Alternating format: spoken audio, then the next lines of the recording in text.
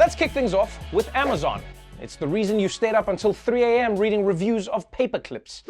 Yesterday, founder and evil doorknob Jeff Bezos announced that he'll be stepping down as CEO to become the company's executive chair, where he'll dedicate his time to things like philanthropy and space travel. And can I just say, you know you're rich when you're like, I'm retiring to spend more time with other planets. Although, if we're honest, he's not exactly retiring, right? Jeff Bezos says he's transitioning to the role of executive chair. Now, I don't know exactly what an executive chair is, but I looked it up on Google and it looks like this. And I guess that's just a perk of being a billionaire. You can get plastic surgery to look like a chair and still have money to go to space.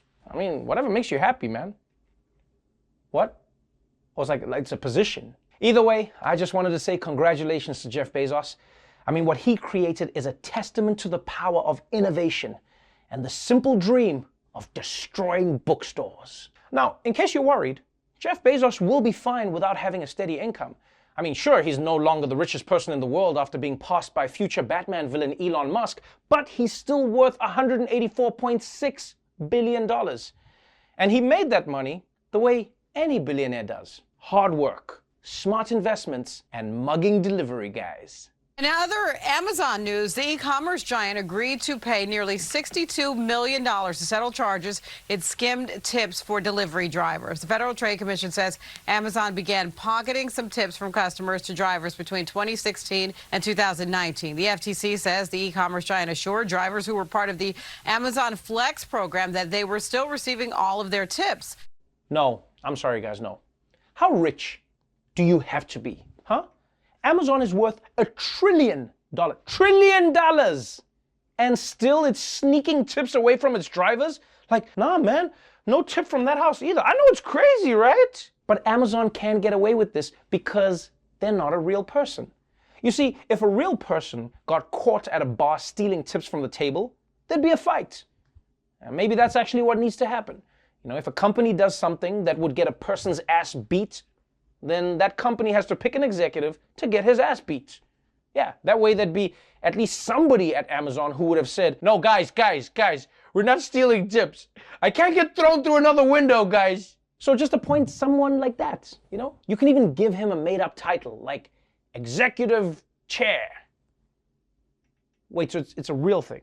But let's move on to Washington, D.C., home of America's sharpest penis. Ever since metal detectors were installed outside the House of Representatives in the wake of the Capitol riots, Republicans have been causing a scene by trying to sneak past with their own guns. And it's gotten so bad that Democrats had to finally lay down the law. Fines for House members who refuse to pass through new metal detectors. The $5,000 fine for a first offense and a $10,000 fine after that will be deducted straight from lawmakers' salaries. Every Republican present voted against this new rule proposed by Speaker Nancy Pelosi in the wake of the Capitol insurrection. Some Republicans, like Louis Gohmert of Texas, Lauren Boebert of Colorado, and Andy Harris of Maryland, they have already tried to defy these new security screenings. Whew. You gotta admit, man, these Republicans have got some balls.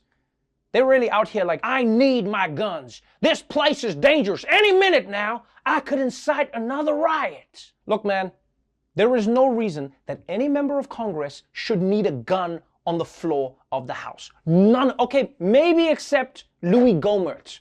I mean, he needs his gun for hunting rabbits. So look, I hope that these fines will finally force Republicans to behave themselves. On the other hand, though, bringing your gun in and paying the fine anyway might just be the way Republicans flex from now on. They'll just be walking around like, yeah, that's right. I got that metal detector money, bitch.